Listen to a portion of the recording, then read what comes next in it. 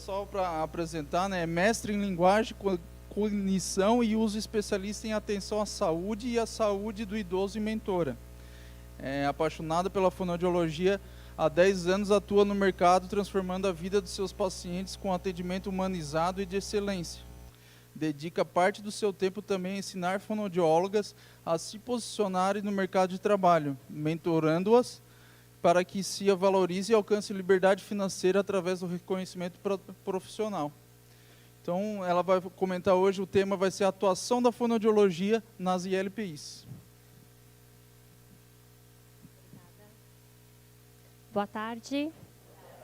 É um prazer estar aqui, agradeço muito o convite. Acho que é muito importante para nós, profissionais da fonoaudiologia, ter esta oportunidade, digo que é raro isso. A nossa profissão, ela não é ainda exigida, né, dentro das ILPIs, e eu venho aqui justamente para poder trazer algumas informações do quão isso é importante que fosse realidade. Porque se ela não é... Se ela não é uma profissão ainda exigida dentro das ILPIs, talvez isso seja uma falha do sistema. Mas vocês vão entender o porquê, exatamente por isso que eu estou aqui, para que vocês entendam o quanto seria necessário as fonoaudiólogas estarem atuando dentro das ILPIs, para que a gente possa minimizar riscos de vida, literalmente, a gente salva vidas, e a gente pode ainda diminuir custos para as ILPIs, né? Porque se a gente tem um paciente estável, a gente tem uma diminuição de custos também de mão de obra, inclusive a gente vai chegar lá, certo? Então, meu nome é Cíntia Zappellini, eu sou fonoaudióloga, já atuo no mercado há mais de 10 anos, tenho especialidade na saúde do idoso, tenho mestrado em linguagem, cognição e uso.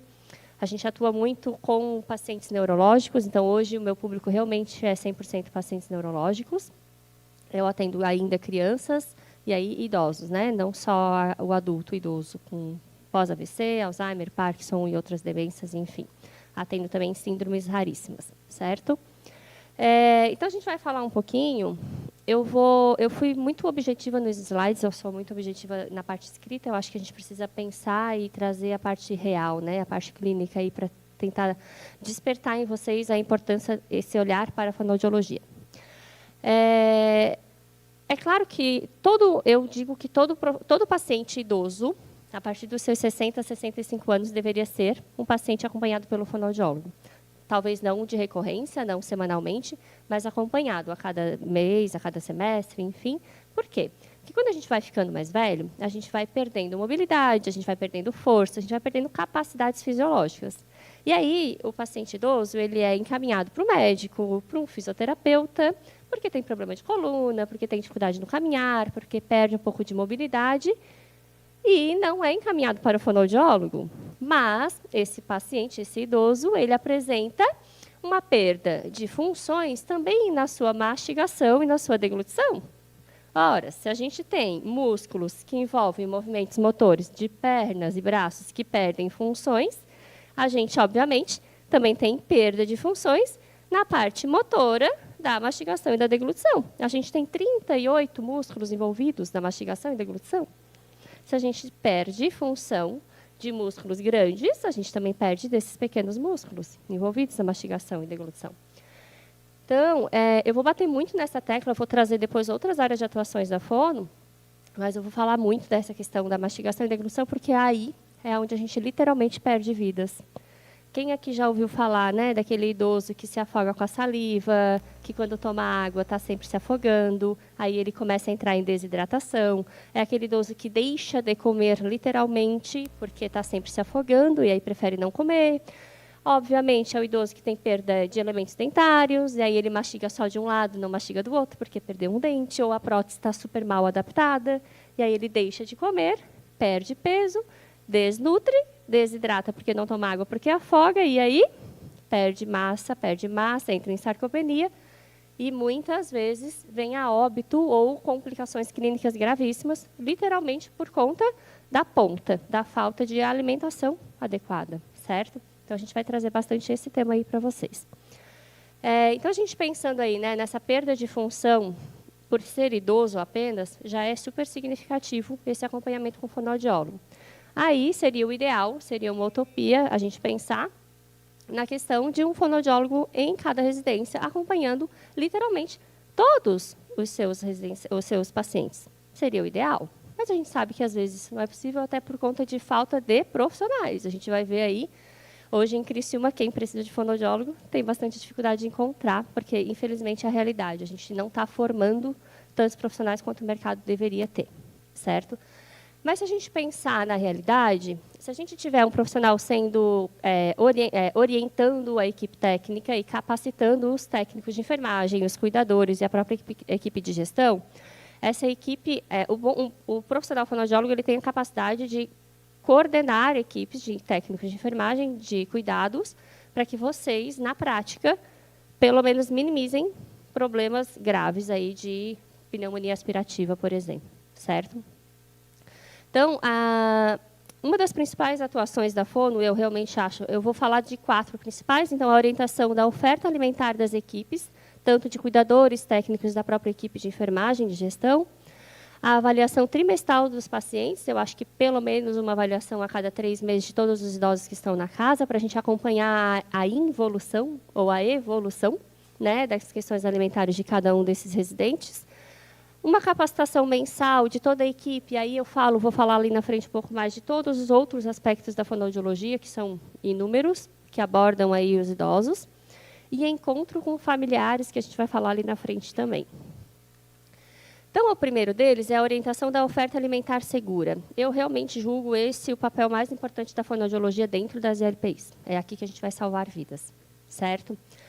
Eu tenho, inclusive, um projeto que a gente precisa estar, inclusive, dentro dos cursos técnicos de enfermagem, porque a gente precisa, lá dentro, ensinar essas pessoas a oferecer o alimento. Quem daqui, por exemplo, já passou por uma capacitação de como oferecer o alimento seguro? Ninguém. Infelizmente, é algo muito básico, que, literalmente, de novo, eu vou falar muito isso, salva vidas, e não é realizado. Então, se a gente não consegue ainda estar lá na ponta, dentro das escolas técnicas, a gente precisa já estar com quem já está atuando. Então, vocês são o nosso caminho, né? As ILPIs são o nosso melhor caminho para chegar na necessidade imediata. A gente vai começar, talvez, lá na equipe técnica, que são profissionais que daqui 2, 3 anos vão estar atuando. Mas eu já preciso hoje resolver problemas, a gente precisa apagar fogo, literalmente já, né? Então, quando eu falo em consistência alimentar, por exemplo, postura de cabeça, o ritmo que eu vou oferecer esse alimento, higiene oral, quanto é importante a gente ter uma higiene oral impecável em pacientes, por exemplo, acamados, que pouco se alimentam via oral, até aquele paciente com sonda, por exemplo, 65% dos idosos, a partir dos 65 a 70 anos, broncoaspiram saliva. 65% dos idosos saudáveis, aliás, inclusive, vai saliva para o pulmão. Gente, isso é um alto índice, é muito grande. Então, se essa saliva é uma saliva que é limpa, está tudo certo, o organismo dá conta, graças a Deus. Mas se é uma saliva que está mal higienizada, mas é aquele paciente que está com sono, aquele paciente que a gente não dá conta, mas ele usa prótese, daí passa uma gazezinha lá, higienizadinha, umidinha, e já resolve o problema. Não resolve o problema, né? A gente não mata bactérias que tem ali. E se essa saliva ela vai toda a vida pingando no pulmão, o paciente está ali microaspirando, vai entrando. O que o paciente faz? Pneumonia. Aí trata a pneumonia, daqui 2 meses, pneumonia. Daqui 2 meses de novo, pneumonia. E é um custo altíssimo isso, né? Para as LPIs, para a família. Porque vai internar, primeiro é um custo, aí vai de ambulância, é outro custo. Aí volta, tem técnica de enfermagem que o paciente rebaixado tem que ter muito mais atenção do que o idoso saudável dentro da ILPI. Então, a gente precisa pensar muito nisso. E esse é só um ponto, é higienização oral. Só que as pessoas não têm noção do quanto isso realmente é significativo, o quanto isso degrada a condição clínica desse idoso. Então, um conhecimento mínimo, que é só conhecimento, não precisa nem de técnica, né? E a pessoa, literalmente, começa a ter qualidade de vida naquele idoso. Aquele idoso, só de higienizar a cavidade oral dele, ele para de ter uma pneumonia recorrente aí. Olha quanto isso é importante. A questão alimentar, a oferta alimentar, se a gente parar para pensar, eu sempre digo assim, que nosso caminho digestivo, né? ele é um cano, é um sistema hídrico. Então, a gente tem a boca, entra na horizontal, e a gente desce para o esôfago, horizontal também, um cano, né? 90 graus, se eu estiver bem posicionada. Aí, a gente vê muitos técnicos, ele, não, mas esse paciente ele tem que estar bem sentado. Beleza, daí ele está lá acamado, o paciente, né? Aí a gente bota ele sentado, 90 graus no leito, as costas ficam bem retinha. E aí, esse paciente, às vezes, ele não tem mais nem controle de tronco cervical, e o que eles fazem com a cabeça? Apoia no travesseiro. Se a gente pensar no nosso sistema hídrico, como é que está a cabeça desse paciente? Como é que está o sistema hídrico dele? Inclinado. A hora que eu ofereço água para esse paciente, essa água fica na boca ou ela escorre literalmente goela abaixo? Aí, então, é outra coisa, muito básica, postura.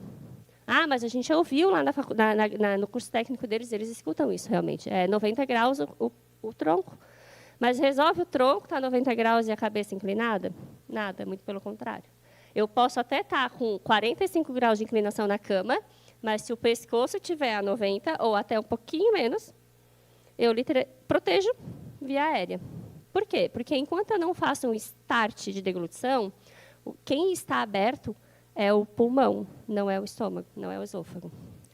A gente, enquanto fala e respira, o pulmão está aberto, a via aérea está aberta. A gente só vai fechar a nossa via aérea no milissegundo em que a gente fizer a força para a deglutição. Ali, naquele milissegundo, o pulmão fecha e o esôfago abre.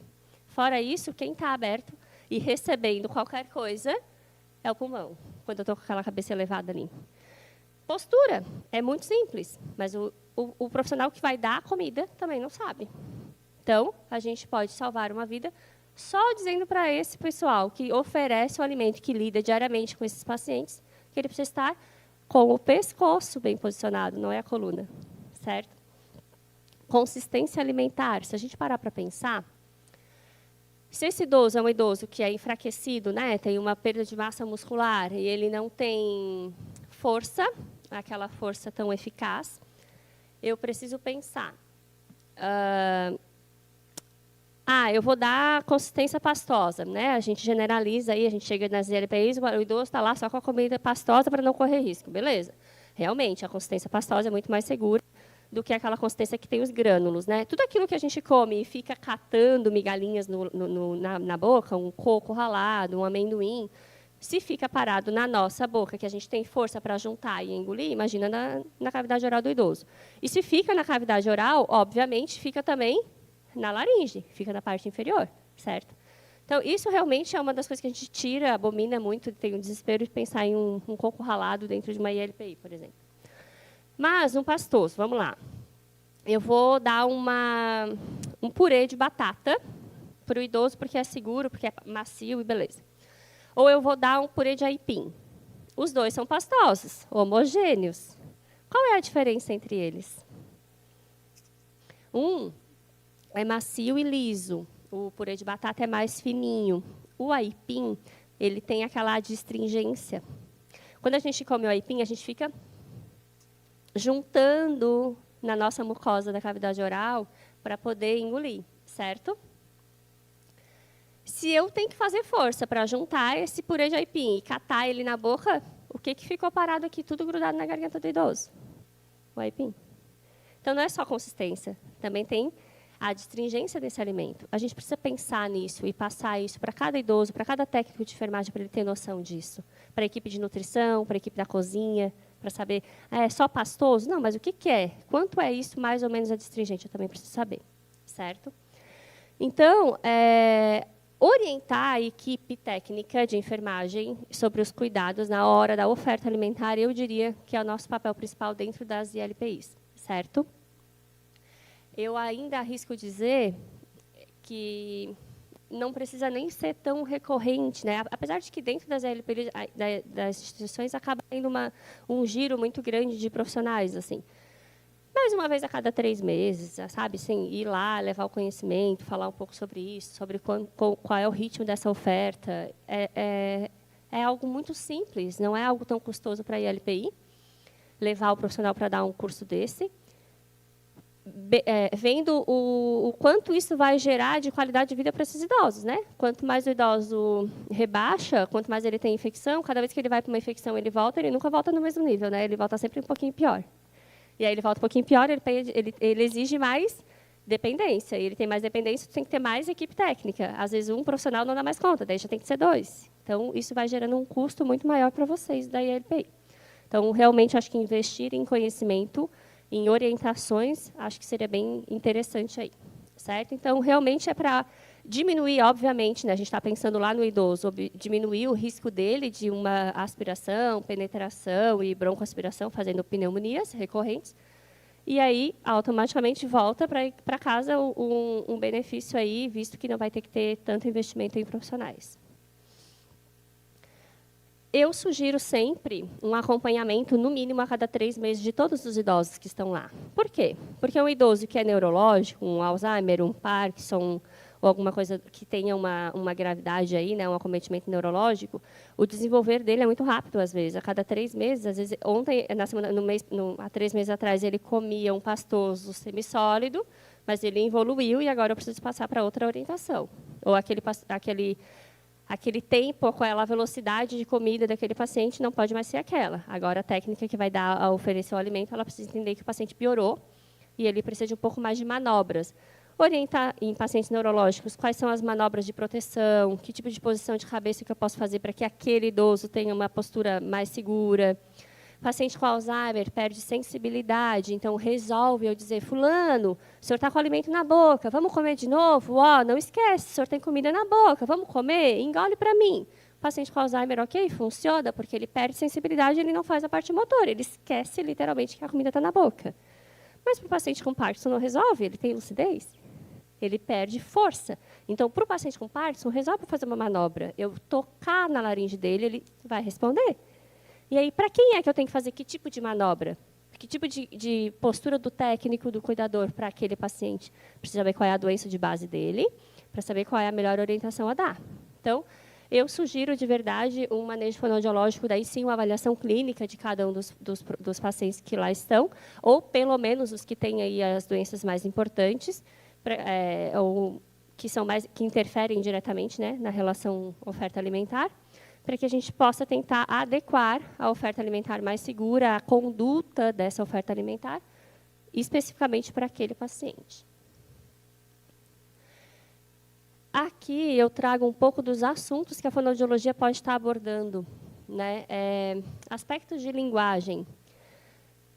O que é a linguagem, o quanto que o paciente está compreendendo ou não o que eu estou falando. Às vezes o paciente está lá com Alzheimer e aí o técnico fica batendo na mesma tecla e não resolve falar daquela forma. Talvez ele tenha que abordar de outro jeito para que aquele paciente entenda. O paciente com Alzheimer ele tem a questão do toque, da sensibilidade muito deficitária. Então, eu preciso abordar de uma forma a fala com ele. Fulano, você vai tomar remédio, abre a boca. E ele nada. Então, às vezes, um toquezinho, um jeitinho de te oferecer, faz com que tu consiga ter um acesso melhor àquele paciente. E o paciente não fique tão desconfortável e nem o técnico perdendo tanto tempo com aquele idoso, certo? Então, eu acho bem legal a gente trabalhar um pouco, acho importante, né, a equipe técnica conhecer quais são os déficits principais, pelo menos, de cada uma das patologias e como é que a gente pode abordar, falar com o paciente que tem Parkinson e falar com o paciente que tem Alzheimer, por exemplo. Né, como que a nossa comunicação se torna mais eficaz para cada um deles. A perda auditiva. O idoso, todo idoso tem perda auditiva. A gente perde células ciliadas. O nosso ouvido, ele é como se fosse um piano. Ele tem células para cada uma daquelas frequências. Então, as frequências graves, a gente tem as células, algumas células, e vai aumentando as frequências, vai aumentando 1,5 milhão de células lá, certo? O idoso, ele perde as células das teclas agudas, das teclas finas, mas ele não perde das teclas graves.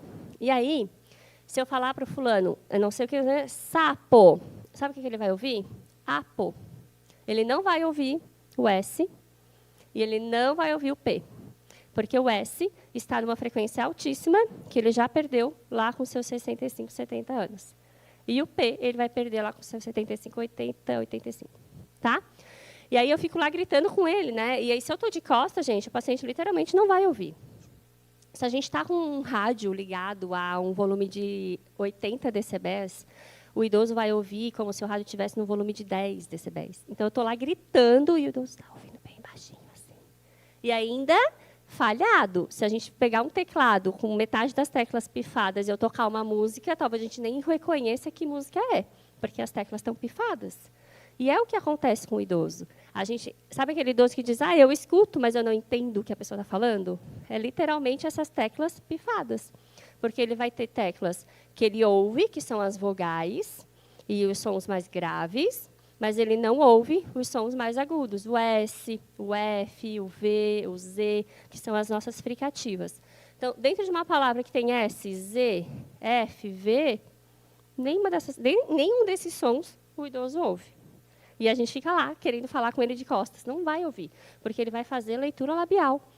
E olha lá. E aí, aquele paciente, a gente está louca da correria lá e fala, e nem articula, o idoso não ouve nada. Aí, quando tu olha para ele e diz, eu quero te dar um remédio. Aí ele ouve. Claro, ele não ouviu, na verdade. Ele te fez uma leitura labial porque tu fez uma articulação de fala que ele conseguiu ler. Então, acho que isso é uma coisa muito importante também para agilizar aí a comunicação da equipe técnica com o familiar.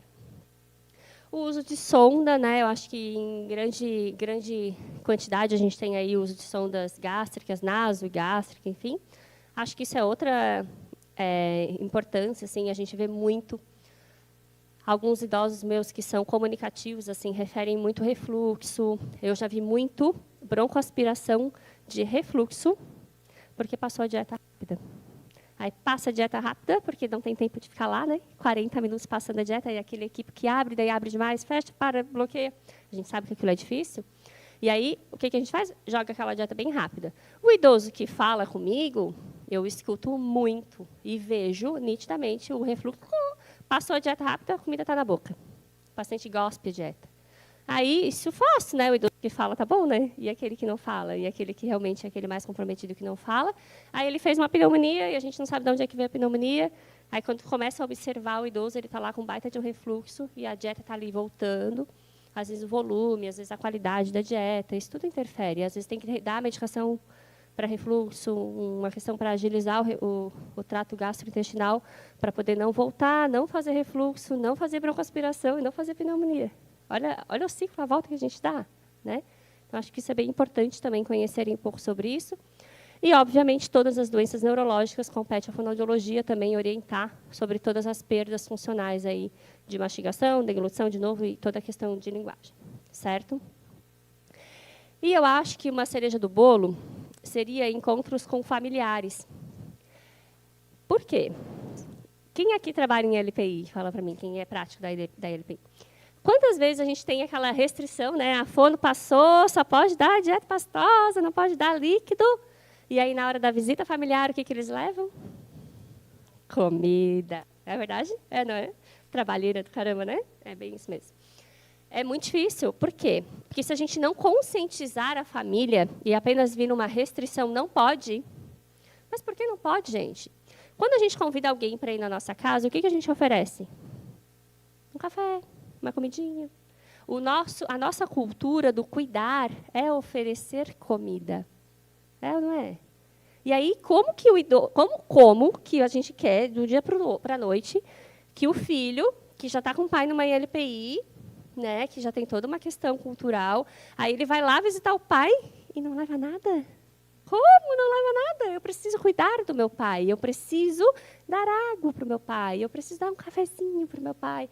Aí leva escondido na bolsa, né, porque não pode entrar, daí tem todo um problema, depois da visita familiar, aí lá vem o paciente ficar ruim. Na verdade, né? Então, eu digo assim, que não adianta a gente proibir, a gente precisa conscientizar os familiares. Eu acho que isso aqui faz com que o familiar não se sinta culpado de não oferecer o alimento. Muito pelo contrário. Se a gente justificar todo o motivo que fez com que o profissional proibisse ou restringisse as consistências alimentares, a gente faria com que a família compreendesse que ele não levar é o cuidado. Porque se ele levar, aí sim ele está fazendo com que o pai tenha risco, com que a mãe tenha risco. Então, eu diria que esses encontros familiares eles precisarão acontecer com recorrência também, para fazer com que a família acalente o coração dessas famílias, de que não é ruim não levar comida, que isso é de verdade o nosso maior cuidado. Quando eu não posso oferecer, eu tenho que justificar para essa família e convencê-la, com muito carinho, muito respeito, de que aquilo não faz bem para aquele idoso, certo? E é isso. Aí estão os meus contatos, Instagram, WhatsApp, o meu e-mail para quem quiser, ficar à vontade para tirar dúvidas também. Vou estar sempre à disposição de vocês. Para alguém que tiver dúvida, quem quer perguntar alguma coisa? Pode falar. Boa tarde, Cíntia. Boa tarde a todos. Meu nome é Tayane, eu sou farmacêutica. A gente tem uma situação bem clássica em relação a idosos, que é, chega o cuidador, o familiar, e diz, o seu fulaninho não está conseguindo engolir o comprimido. A gente quer trocar para líquido. E aí a gente diz, não, vamos falar com a fono primeiro para entender por que ele não está conseguindo engolir esse comprimido, porque às vezes trocar para líquido pode ser pior para esse paciente. Então, realmente é uma dificuldade, porque aquele comprimido é muito grande, alguma coisa nesse sentido, ou se precisa trocar a consistência, se esse paciente já está tendo uma perda de força, já está em disfagia, enfim. Então, queria que tu comentasse um pouquinho sobre isso, porque é muito recorrente, não só nas instituições, até nas drogarias, né? As pessoas chegam e dizem, não dá, é muito grande esse comprimido, vou trocar para líquido, e a gente não pera, porque não é assim tão simples. Existem duas situações aí. Está pegando o microfone, tá, né? A primeira, existe uma questão psicogênica, que, às vezes, muitos de nós não engolem comprimido. O comprimido passa em via aérea, né, e vai para o esôfago sem dificuldade nenhuma. Espaço para isso ele tem, salvo exceções quando tem um paciente com câncer, por exemplo, que tem um fechamento, uma estenose, enfim, é uma questão específica. Então, existe uma questão psicogênica. Então, se é um idoso que nunca tomou comprimido, porque nunca passou, é uma questão emocional, não vai passar. Porque o emocional fala mais alto e aí não vai passar de qualquer jeito. A gente vai precisar pensar na troca. Mas 90% dos idosos, eles realmente têm dificuldade fisiológica para deglutir o comprimido. Sabe por quê? O idoso ele perde sensibilidade. Tá? E o movimento de deglutição ele é sensório-motor. Eu só vou fazer o movimento, o start motor, para engolir se eu sentir que tem alguma coisa, certo? Se ele é uma pessoa que não tem mais essa destreza de sensibilidade, ele não percebe que o comprimido está nem na língua. Então, eu boto o comprimido na língua e ele fica lá. Porque ele não sentiu de verdade, por conta de perda de inervação sensorial, que tem o comprimido ali, por exemplo. Tá? E aí, quando eu boto o comprimido, que ele vai tomar com água, por exemplo, eu tenho duas consistências na boca. Eu tenho um comprimido que é sólido, pequenininho às vezes, ou muito grande também. E aí ele desorganiza a questão sensorial dele, porque ele tem duas coisas para dar conta na boca. E aí ele vai pensar numa das duas para dar conta. Ou ele vai engolir, ele vai prestar atenção a nível sensorial, que tem algo que é sólido e ele precisa ter mais força para engolir. Ou ele vai prestar atenção no líquido, que o líquido está querendo escorrer, ele tem que engolir rápido, e aí ele deixou o comprimido no meio do caminho. Então, ele realmente desorganiza a questão sensorial dele. Tá? E aí, ou ele vai afogar porque a água escorreu rápido, ou ele vai engolir o comprimido e a água vai afogar também porque ele prestou atenção na água e a hora que ele engoliu o comprimido, a água ficou e caiu na via aérea. Tá? Então, a gente tem algumas adaptações para tentar não trocar. Né? O que eu sugiro muitas vezes é start sensorial, água com gás. Então, às vezes, só pelo fato da carbonatação do gás, ele aumenta o sensorial e ele consegue organizar. Ou líquidos e gelado, água, gente, para idoso, uma dica, sempre gelada, tá? A temperatura gelada, ela entra na bainha de mielina, então ela percorre até 100 vezes mais rápida para o cérebro ter uma resposta motora, tá? Então, água gelada, impreterivelmente para o idoso. Nunca, se vocês fizerem teste assim, da água na temperatura ambiente, o idoso afoga. Se dá água gelada, ele não afoga, tá? Então, água gelada, água com gás são estratégias terapêuticas. Mas aí ainda tem a questão da consistência, e aí a gente pode entrar com um líquido mais espessado. Então, em vez de tomar, que às vezes não é indicado, mas tudo é o ideal e o que é indicado. Enfim, são pesos e medidas, né? Tomar com um suco mais grosso, um suco mais espessado, tipo um suco de manga, um suco de caixinha daquele de pêssego, que já é um pouco mais encorpado, ou até usar um pouco de espessante naquele líquido, para que aquela consistência mais grossa do líquido se assemelhe à consistência do comprimido, para que o líquido não vá tão rápido, que ele tenha que fazer um pouco de força para empurrar o líquido, e aí, junto com essa força, o comprimido entra na onda. tá? Às vezes, até comer o comprimido com um iogurte, por exemplo. Aí sai do líquido, em vez de tomar o comprimido no líquido, tomar com uma colher, eu sempre indico daí uma colher de cafezinho, daquela pequena, bota o comprimido no meio de uma coisa mais pastosa, mais durinha. Então, tipo um danoninho ou uma banana amassada. Então, ele vai quando ele engolir aquela colher de banana amassada, o comprimido foi junto. E aí a probabilidade de ficar esse comprimido perdido nesse caminho é menor. Aí oferece uma com comprimido, sempre um comprimido por vez. Ah, mas o idoso tem 10 comprimidos. É um por vez, gente. Não existe dar 2, tá? Porque a questão de desorganizar, ele vai segurar um comprimido na boca, o outro foi, e aí quando o outro não foi, o outro entrou na via aérea, e a coisa fica ruim mesmo, tá? Então, uma colher de banana amassadinha, o comprimido no meio, ele engole aquela banana, e aí uma segunda oferta de banana limpa, sem o comprimido. Aí, de novo, mais um comprimido, mais uma banana limpa.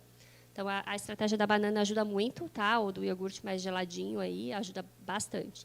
E a gente vai chegar ao limite que tem pacientes que não dá, nenhum nem outro. Que tudo que tu bota sólido, aquele farelo, ele fica grudado, literalmente, em via aérea, e aí dali ele vai para o pulmão. Aí, realmente, a gente precisa trocar, tá?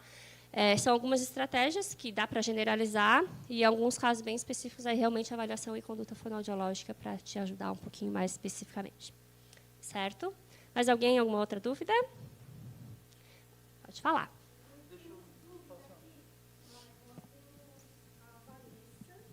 Espera o microfone aí, ó.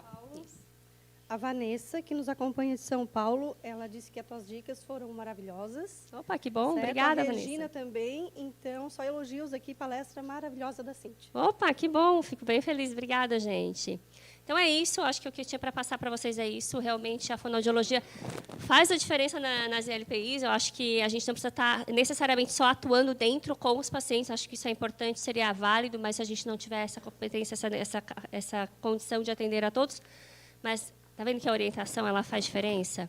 E é isso que eu bato muito nessa tecla. Eu acho que o conhecimento, a gente precisa levar isso para todo mundo. Só para encerrar, eu queria aproveitar a oportunidade e dizer que eu tenho um e-book, está no link do meu Instagram, para quem quiser, que fala especificamente de todas essas orientações que eu trouxe aqui rapidamente, tem muito mais lá, que eu acredito de verdade que a orientação fonoaudiológica ela faz a diferença na vida do paciente que está internalizado, mas também daqueles idosos que estão dentro das nossas casas. Tá? Então, quem tem um pai, uma mãe idosa aí, vale a pena a leitura de verdade. Eu não sou nem vendedora, gente, a coisa que eu mais tenho dificuldade é de vender.